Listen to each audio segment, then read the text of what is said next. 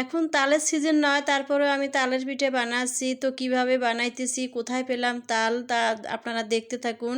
ভিডিওটা স্কিপ না করে ভালোভাবে দেখলে ভিডিওটাতে বুঝতে পারবেন আমি কোথা থেকে তাল পেলাম আর কিভাবে পিঠে বানাচ্ছি।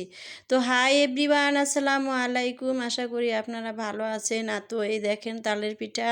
তো তালটা আমি ভেঙে নিতেছি। তালটা আমি যখন তালের সিজন ছিল তখন আমি তালটা কিনে রেখেছিলাম ফ্রিজে। দুটো তাল এনেছিলাম। তো একটা রস তুলে খেয়েছি আর একটা তোলার সময় পাই নাই।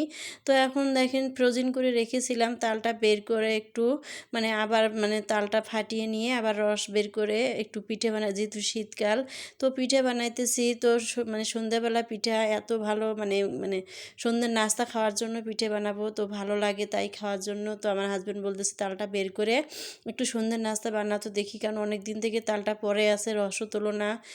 আমার আলিশামিতে আমি আর তুলিও না, এনে রেখেছি, আমার আর কথা মনেও নেই। দেখি আর রাখি একটা থাকে, একটা মনোযোগ নাই। তো আজকে আর পারলাম না, যে আজ জিদ ধরছে তো আজকে বানাইতে হবে। তো দেখেন তালের পিঠা বানিয়ে দিলাম। এই হচ্ছে তালের পিঠা। তো তালের পিঠা গরম গরম নাস্তা খাইলো বিকেলবেলা। এখন দেখুন আমি এখন রাত্রে রান্না করতেছি, কারণ আজকে দুপুরে গেস্ট ছিল। দুপুরে আজকে অন্যরকম রান্না করে খেয়েছি। এখন রাতের রান্না আবার করতেছি। তো রাতের রান্না আবারও গেস্ট আছে এখনও পর্যন্ত। তো শুধু তো এক তরকারিতে খাওয়া যাবে না, তাই আলু ভাজি করলাম, সবজি রান্না করলাম। আর এখন দেখেন মুরগি রান্না করবো। আর মুরগির পা দেখেন ফ্রিজে ছিল, অনেক কয়টা পা রোস্ট করার জন্য রাখছিলাম।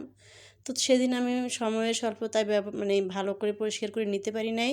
আজকে যেহেতু আমি পা খাই, কারণ মুরগির মাংস আমার খেতে ইচ্ছে করে না, কারণ আমার মুরগির মাংস রাঁধতে খেতে একদম অরুচি হয়ে গেছে। মুরগি পরিষ্কার করা আমার একে অসহ্য লেগে যাচ্ছে। তো আমার ছেলে খায় খুব, মুরগির মাংস ছাড়া ভাত খায় না সে।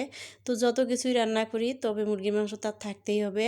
তো আমি মাছ খাই, আমার হাজব্যান্ড মাছ পছন্দ করে সবসময় বেশি। আর 2-3 দিন পর সপ্তাহে 2 দিন গরুর মাংস খাই। তো আমরা মুরগি খাইয়ে না, দেশি মুরগি হলে খাই, পাকিস্তানিও খেতে পারি না। আর ব্রয়লার তো খাইয়ে না।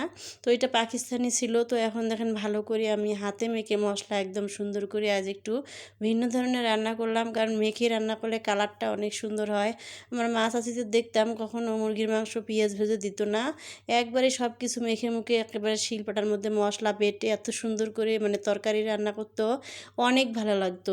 তো আমিও সেরকম করে আজকে একটু বাটার চেষ্টা করলাম। আর তেলের মধ্যে মুরগি যদি তেল কষিয়ে দেয়, আমি দেখি মুরগিটা সাদা সাদা হয়ে থাকে, মাংসগুলো সাদা সাদা হয়ে থাকলে তো আরও খেতে ইচ্ছা করে না আমার।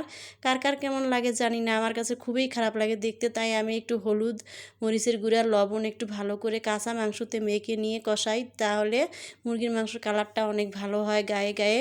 তো আর কয়েকটা আলুও দিলাম, আলুও পছন্দ করে। তো ভিডিওটা আজকে আমি এখানেই শেষ করব। ভিডিওটা ভালো লাগলে একটা লাইক, কমেন্ট, শেয়ার করে দিবেন। আর ইউটিউব হলে একটা সাবস্ক্রাইব করে দিবেন।